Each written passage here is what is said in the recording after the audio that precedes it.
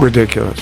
Ridiculous, but I bet it was for a significant amount of money. Still ridiculous. Yeah, but fun. I'd watch it. Look, Jake Paul wants to test himself against actual, not just world champion, but one of the greatest of all time. And it wasn't fixed. Jake Paul would not survive 45 seconds. I don't know about that.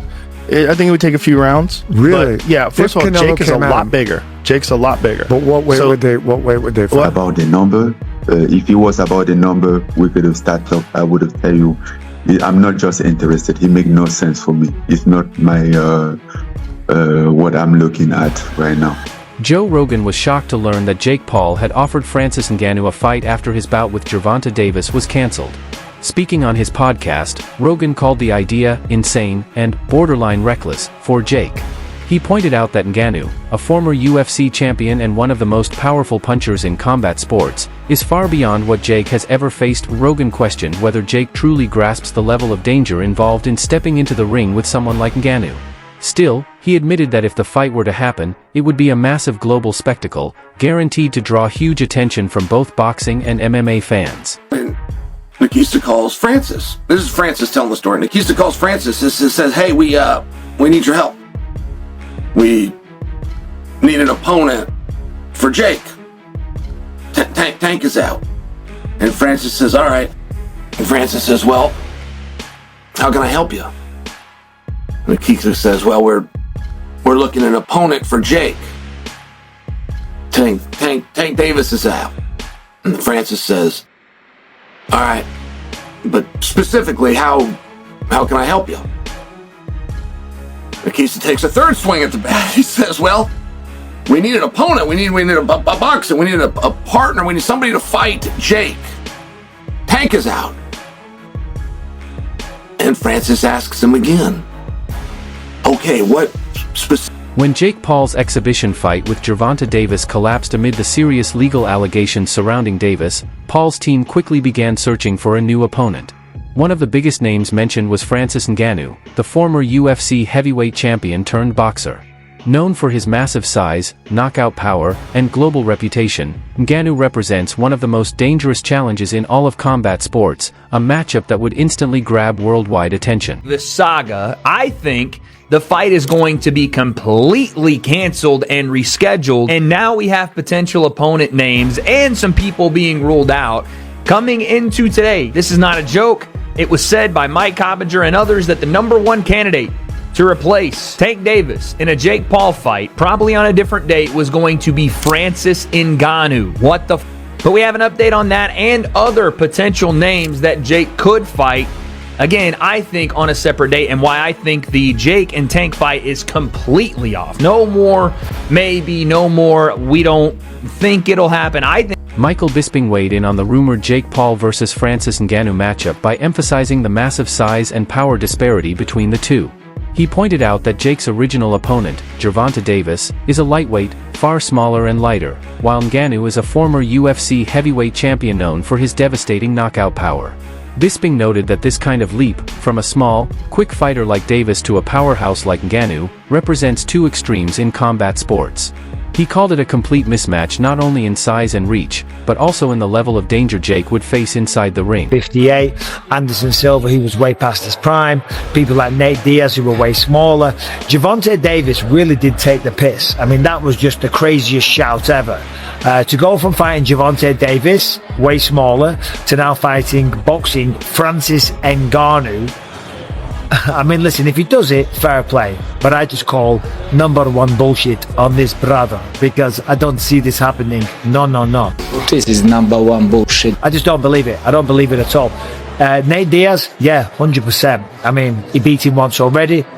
I'm sure Nate Diaz would love to get another big payday, because obviously boxing on Netflix and going up against Jake Paul, given his success, given the name that he has, and given the magnitude of his events, Nate Diaz would get paid an absolute fortune once again. We know that it wasn't too long ago Jake Paul was talking about boxing Anthony Joshua, and that never came to fruition. There's absolutely no way he would box Anthony Joshua. If he did, if he was to do something like that, whether it be Anthony Joshua or Francis Ngannou, I'd give him his props, I'd give him his credit.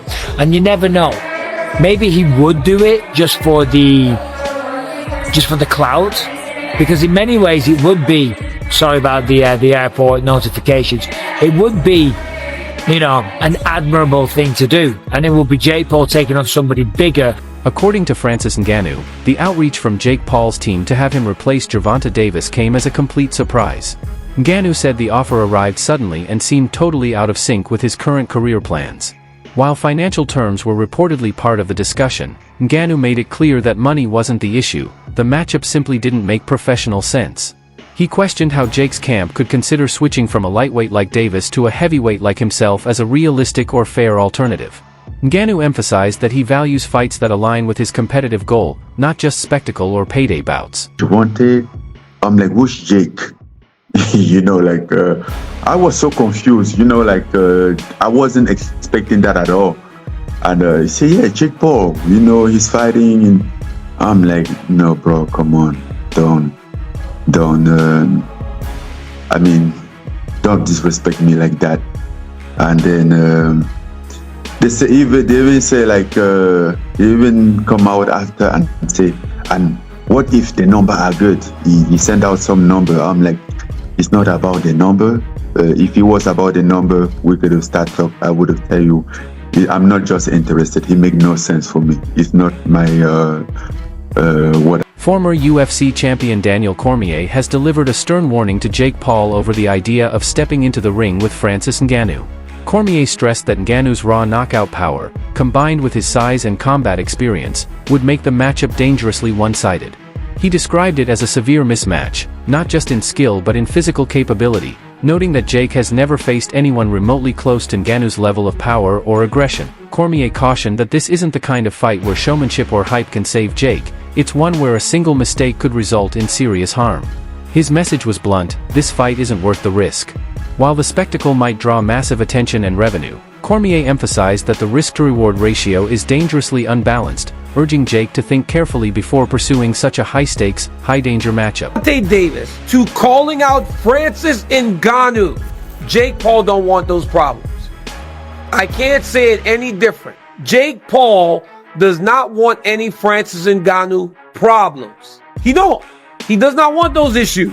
While I think it's crazy and I credit him for doing that, and I'm surprised he did that, this could be a ploy. Him poking out his chest, saying, I want Francis. He don't want those Francis Ngannou problems.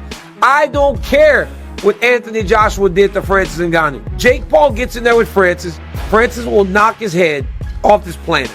You don't want those Francis problems. I watched Francis put down Tyson Fury.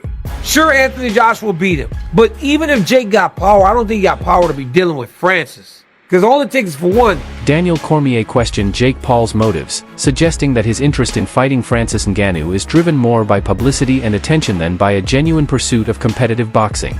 He emphasized that Jake might be seriously underestimating the danger of facing a true heavyweight with destructive knockout power. Cormier explained that Ngannou's power in MMA is already the stuff of legend, capable of ending fights with a single clean shot. But in boxing, where punches are more focused and gloves smaller, that power becomes even more lethal. He warned that if Jake doesn't fully grasp the technical and defensive gap between fighting smaller opponents and going up against someone like Ngannou, the result could be brutal. As Cormier put it, if Jake walks into that ring without understanding who he's really facing, it could be a very short night for him. Right? Boxing is much different than mixed martial arts. The target audience might be the same, but the demographics different. The places where people are brought up are different.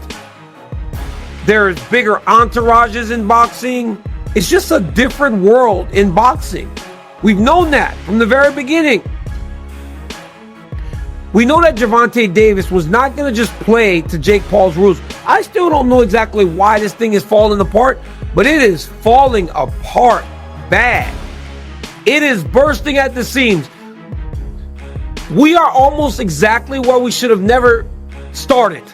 This should have never gotten started, but it did. But we are almost now exactly where we need to be in the fight.